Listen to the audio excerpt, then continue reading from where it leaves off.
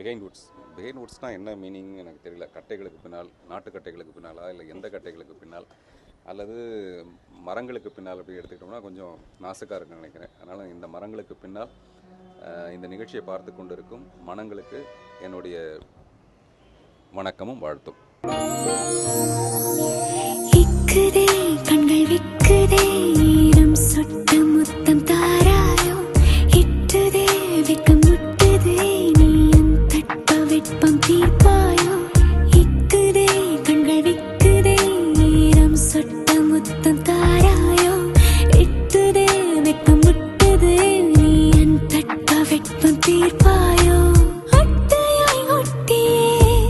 கேள்வி வந்து வித்தகன் படத்தை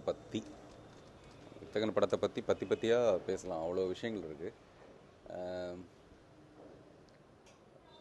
ரொம்ப சிம்பிளாக சொல்லணுன்னா, கொடுக்குற காசுக்கு உங்களை குதூகலமாக சந்தோஷமாக மனசில் ஒரு சின்ன நிறைவோட குட்டியாக ஒரு பாரத்தோட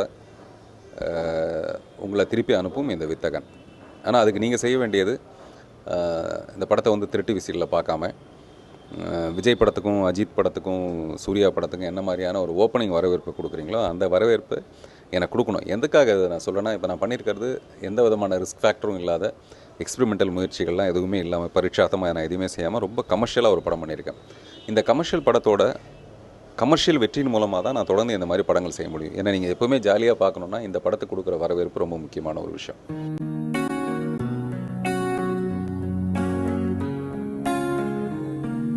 வேறு ஏதாவது கதாபாத்திரம்னா நம்ம ட்ரெயின் பண்ணால் போதும். பட் போலீஸ் பாத்திரம்னா நம்ம ட்ரெயின் பண்ணால் பார்த்தாது, ஏரோப்ளைன் அளவுக்கு பண்ணணும். அது அவ்வளோ பண்ணணும். அதுக்கு முதல் விஷயம், எனக்கு 1001 நான் இருந்த உருவத்துக்கும் நான் அதுக்குன்னு கொஞ்சம் உடம்பை அதிகப்படுத்தினேன். அதுக்கும் வித்தகனுக்குமான இடைவெளியில் பார்த்திங்கன்னா என்னுடைய உடல் நான் ரொம்ப குறைச்சிருக்கேன். அதாவது ஃபிட்டாக இருக்கணும். வழக்கமாகவே சினிமாவில் வந்து போலீஸை வச்சு நிறைய காமெடி பண்ணுவாங்க.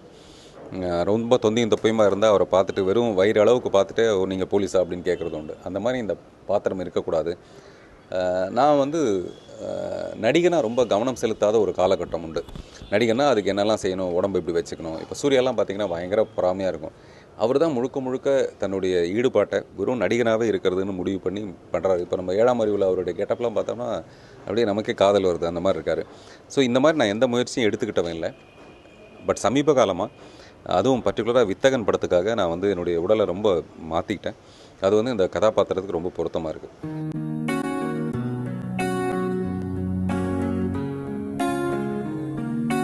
பூர்ணா பற்றி பேசுகிறத விட மெர்சியை பற்றி பேசலாம்னு நான் நினைக்கிறேன். மெர்சிங்கிறது பூர்ணா இந்த படத்தில் ஏற்றிருக்க அந்த பாத்திரத்தோட பேர். மெர்சி ரொம்ப அழகானவ, ரொம்ப மென்மையானவ. அவள் வந்து ஜீசஸை மட்டுமே காதலிக்கக்கூடிய அளவுக்கு அனாவசியமான குழப்பங்கள் மைண்டில் இல்லாத ஒரு பெண். அந்த பெண்ணோட வாழ்க்கைக்குள்ளே என்னுடைய கதாபாத்திரம், இந்த ரௌத்ரன்ற ஒரு கதாபாத்திரம் திடீர்னு ஒரு சின்ன சலனத்தை ஏற்படுத்துது.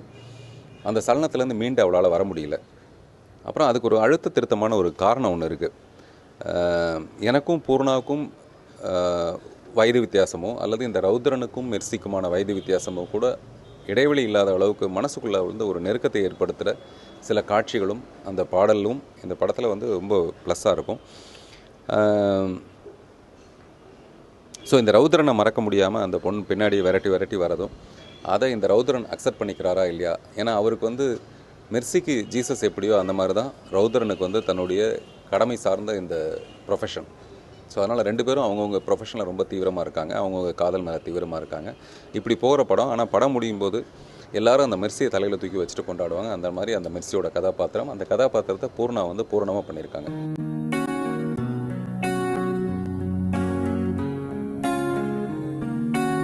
எனக்கு தெரிஞ்சு ஸ்னேகா இந்த படத்தில் நடிக்கலை. இந்த படத்துக்கு நான் தான் டைரக்டர். எனக்கு தெரியாமல் எதாவது பண்ணாங்களான்னு தெரியல. இந்த படத்தோட ஆடியோ லான்ச்சில் வந்து அவங்க சிறப்பு செஞ்சது ரொம்ப மகிழ்ச்சியான ஒரு விஷயம். ஆனால் முதல்ல இந்த படத்தில் வந்து ஸ்னேகா நடிக்கணுன்ட்டு நான் கேட்டேன். ஏதோ ஒரு காரணம் அவங்களால நடிக்க முடியலன்னு சொல்லிட்டாங்க. படம் பார்த்ததுக்கப்புறம் அவங்க வருத்தப்படலாம், அல்லது கூடிய சீக்கிரமே நாங்கள் 2 பேரும் சேர்ந்து ஒரு நல்ல படத்தில் நடிக்கலாம். ஏன்னா எனக்கு வந்து அழகு மட்டுமே இல்லை, ரொம்ப திறமையான ஒரு நடிகை வந்து ஸ்னேகா. எனக்கு மிகவும் ஸ்னேகமான ஒரு நடிகை.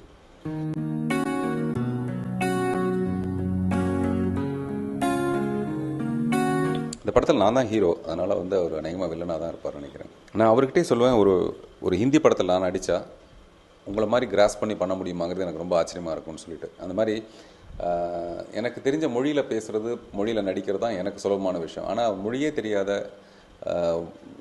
வட மாநிலத்திலேருந்து வந்து ரொம்ப அழகாக இந்த படத்தில் கோஆப்ரேட் பண்ணியிருக்காரு.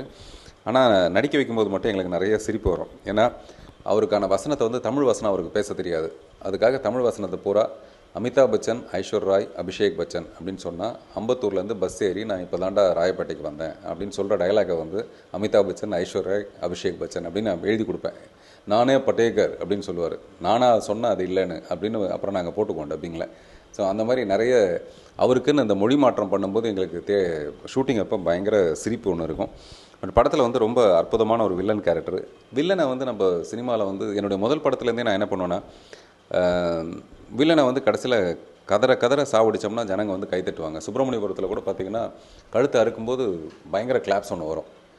பாலச்சந்திரன் சார் கூட சொன்னார், ரொம்ப ஷாக்கிங்காக இருந்தது. அது வந்து உண்மை அப்படி தான். ஏன்னா படத்தில் வந்து கதாநாயகன் மேலேயும் ஒரு ஈர்ப்பு வந்ததுக்கப்புறமேல அவங்களுக்கு யார் தப்பு செய்கிறாங்களோ, அவங்களோட யார் வந்து அவங்களுக்கு துரோகம் செய்கிறாங்களோ அவங்கள பழி வாங்கும்போது ஜனங்களுக்கு ஒரு கைத்தட்டல் இருக்கும்.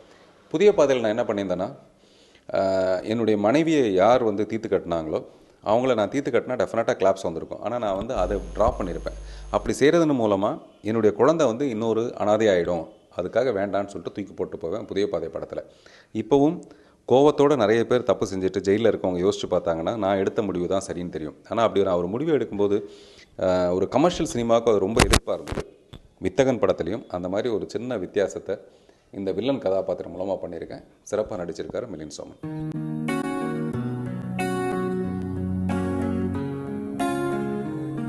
இந்த படத்தில் ஜோஷா ஸ்ரீதரை நாங்கள் எதுக்காக ஃபிக்ஸ் பண்ணோமோ அதை அவர் கரெக்டாக பண்ணியிருக்காரு. அதாவது மியூசிக் வந்து அழகாக பண்ணியிருக்காரு, நிறைய மெலடி சாங்ஸ் கொடுத்துருக்காரு. ரொம்ப அந்த சாங்ஸ் எல்லாம் யூத்ஃபுல்லாக இருக்குது. அந்த சவுண்ட்ஸ் கேட்கும்போது நமக்கே ரொம்ப ஒரு துள்ளலாக இருக்கும். இன்னும் சொல்லப்போனால் வரிகளே போடாதப்பவே அந்த பாடல்கள், அந்த டியூனே வந்து ரொம்ப ரசிக்கும்படியாக இருந்தது. அதை கேட்டதுக்கப்புறம் நான் எழுதின டம்மி வேர்ட்ஸ் எல்லாம் தான், இக்குதே கண்கள் விக்குதே ஈரம் சொட்ட முத்தம் தாராயோ, இட்டுதே வெட்கம் முட்டுதே நீ என் தட்ப வெட்பம் தீர்ப்பாயோ, அதெல்லாம் நான் வந்து டம்மியாக எழுதினேன். அப்புறம் அவர் சொன்னார், இல்லை சார் இது டம்மி வேர்ட்ஸ் இல்லை, இதுவே ரொம்ப அழகாக இருக்குது அப்படின்னாரு. ஒரே ஒரு டியூனுக்கு மட்டும் நான் என்ன எழுதினேன்னா, தனனா இந்த டியூனின் வார்த்தை எதுவோ அப்படின்னே பல்லவி எழுதினேன். அதாவது இந்த டியூனுக்கு வார்த்தை எதுன்னு எனக்கே தெரியலன்ட்டு. பொதுவாக காதல் வரும்போது உடனே ஒரு கவிஞரை வச்சுட்டு நம்ம பாட்டெல்லாம் எழுத முடியாது. முதல்ல மனசுக்குள்ளே அந்த ரீங்காரமிடுற அந்த டியூனுக்கு வந்து வார்த்தை தெரியாதுங்கிறது தான் உண்மை.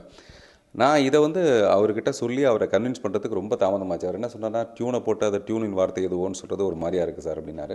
அப்புறம் அவரே கன்வின்ஸ் ஆகி அவருடைய ஃப்ரெண்ட்ஸுக்கிட்டலாம் கேட்டுட்டு, இல்லை இந்த வார்த்தை ரொம்ப புதுசாக இருக்குன்னாரு. இப்போ அந்த பாடலும் ஒரு பிரபலமாக இருக்குது. தனனா இந்த டியூனின் வார்த்தை ஏதோ. இந்த கேள்வி முடிஞ்சோன்னா அந்த பாட்டை போட்டிங்கன்னா நல்லாயிருக்கும். இது வந்து நேர் விருப்பம். இந்த டியூனின் வார்த்தை எதுவோ, தோட என்றரை மனம் நச்சரிப்பதேனோ, ரகசியமாகவே என்னை நானே பார்ப்பதேனோ.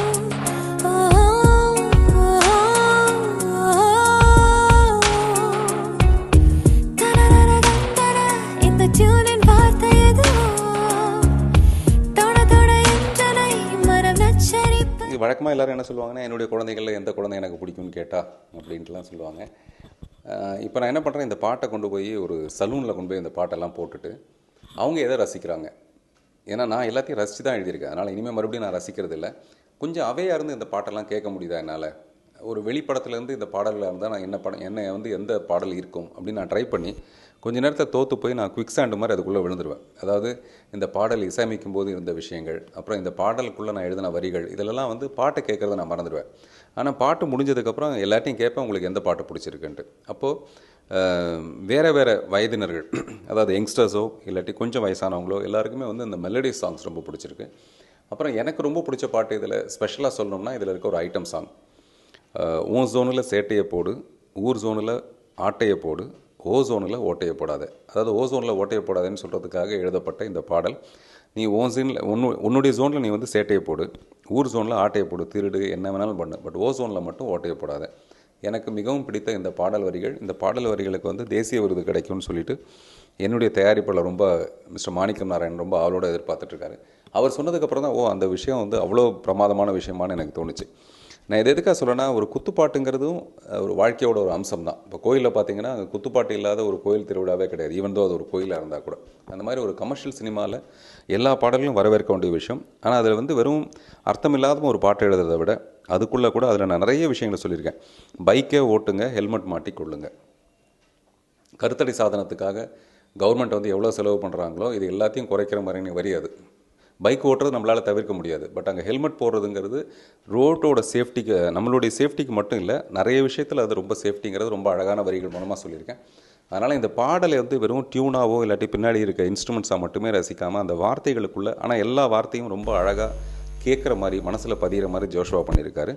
அவருக்கு என்னுடைய நன்றி. இந்த பாடல்கள்லாம் நீங்கள் கேட்டுட்டு நான் வந்து என்னுடைய ஃபேஸ்புக்லேயும் ட்விட்டர்லேயும், ஃபேஸ்புக்கில் வந்து ரா பார்த்திபன் ஆர்ஏ ஒரு ஸ்பேஸு அதுக்கப்புறம் PARTHIEPAN போட்டிருப்பேன்.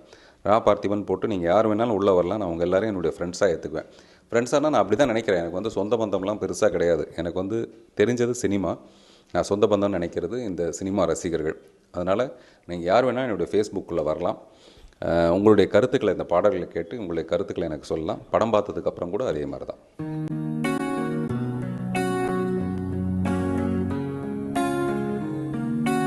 அம்முவாகி நான் ஒரு படம் நான் அவரோட பணிபுரிஞ்சிருக்கேன்.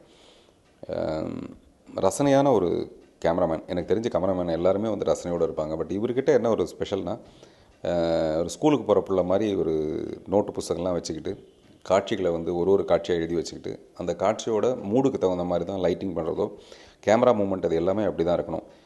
என்னுடைய ஸ்கிரிப்டில் ஏதாவது குறைகள் இருந்ததுன்னா அந்த குறைகள்லாம் களைக்கப்பட்டிருக்குங்கிறதுக்கு பெரிய உதாரணம் வந்து MS பிரபு அவர்களுடைய புத்திசாலித்தனம். ஏன்னா அவர் கதை கேட்கும்போதே என்ன பண்ணுவார்னா, எங்கேயாவது ஒரு தொய்வாவோ இல்லாட்டி எங்கேயாவது ஒரு இடத்துல லாஜிக் தப்பாக இருந்தால் கூட அவர் வந்து என்கிட்ட அதை கேள்வி கேட்பார். எனக்கு முதல்ல இதுக்கு பதில் சொல்லுங்கள் சார், அப்புறம் தான் வந்து நம்ம இந்த சீனை எடுக்கலாம்னு சொல்லிட்டு. அந்த மாதிரி இதில் இருந்த சின்ன சின்ன குறைகள் கூட அவர் மூலமாக நிவர்த்தி ஆகிருக்கு. அதனால் பெஸ்ட்டு ஃபோட்டோகிராஃபிங்கிறது அழகான லைட் பண்ணி அழகான ஆங்கிள்ஸ் வச்சு எடுக்கிறது மட்டுமே இல்லை, அந்த திரைக்கதைக்குள்ளே இருக்கிற சின்ன சின்ன தவறுகளை கூட எடிட் பண்ணிவிட்டு ஷூட் பண்ணியிருக்காரு MS பிரபு.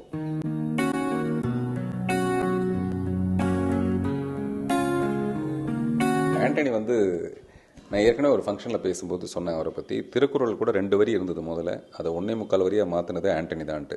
திருக்குறளாகவே இருந்தால் கூட தேவைக்கு மேலே இருந்தால் அதை கட் பண்ணிவிடுவார் ஆண்டனி. அந்த மாதிரி இந்த படத்தில் கேமராமேன்லேருந்து தப்பிச்சு ஷூட்டிங்லாம் முடிஞ்சதுக்கப்புறம் ஆண்டனியோட இணை எடிட்டர் ஒருத்தர் மிஸ்டர் கார்த்திக்னு, அவர் தான் இந்த படத்தோட முழுக்க எடிட்டராக ஒர்க் பண்ணார்.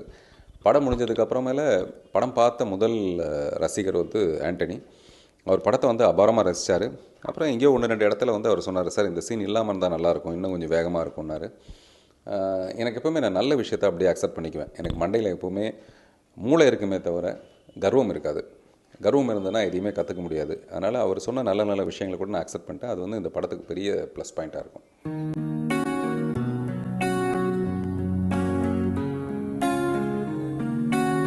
பதினாறு விதங்களில் ஒரு டயலாக் ஒன்று இருக்கும்.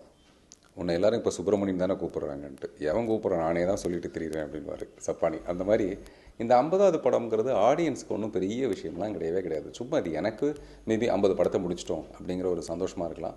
50வது படம் போஸ்ட் அடிக்கிறது எனக்கு பெருமையாக இருக்கலாமே தவிர ஆடியன்ஸை பொறுத்த அகைன் இது இன்னொரு படம். அது எப்போவுமே இந்த நடிகர்களோட ஒரு ஜித்து விளையாட்டு. அது 50வது படம், 75வது படம், 100வது படம் அப்படிலாம் போட்டு ஆடியன்ஸை தியேட்டருக்குள்ளே வர வைக்க முடியுமான்னு முயற்சி பண்ணுறது. நான் போட்டிருக்க 50வது படங்கிறது அது இல்லை.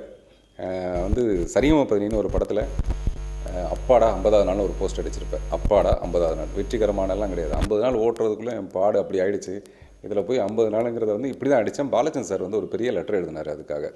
நான் உலகம் பூரா எவ்வளோ ஹியூமரை ரசிச்சிருக்கேன், பட் இந்த ஹியூமருக்கு பின்னாடி எவ்வளோ பெயின் இருக்குது, அந்த பெயினை மீறி இவ்வளோ அழகாக ஒரு போஸ்ட் அடிச்சிருக்கீங்க, இந்த தைரியம் உங்களுக்கு மட்டும்தான் வரும். ஏன்னா பெயின் எனக்கு தான் இருந்தது. அந்த மாதிரி எனக்கு ஏற்பட்ட நிறைய சிக்கல்களை மீறி அர்ஜுன் மாதிரி, சரத்குமார் மாதிரி எனக்கு பெரிய டைரக்டரோட படங்கள் எனக்கு ஆரம்பத்துலேருந்து கிடைக்கல. எப்போ ஒரு இடத்துல ஒரு அழகி, எப்போ ஒரு இடத்துல ஒரு பாரதி கண்ணம்மா மாதிரி வருமே தவிர எனக்கு மிகப்பெரிய இயக்குநர்களோட ஒத்துழைப்போடு நான் நடிகனானவன் இல்லை. அப்படி இருந்து இந்த 50 படத்தை கிராஸ் பண்ணியிருக்கேங்கிறது எனக்கு வேணால் பெருமையாக இருக்கலாம். அப்பாடா 50வது படம்னு இருக்கலாமே தவிர ஆடியன்ஸை பொறுத்த வரைக்கும் அகைன் இது இன்னொரு படம். அவங்க கொடுத்த காசுக்கு அவங்கள திருப்திப்படுத்த முடியும். அப்புறம் 49 படத்தில் கற்றுக்கிட்ட அவ்வளோ வித்தையும் நான் வந்து இந்த வித்தகனில் காட்டப்போகிறேன். அது மட்டும்தான் இந்த 50வது படத்தோட விஷயம்.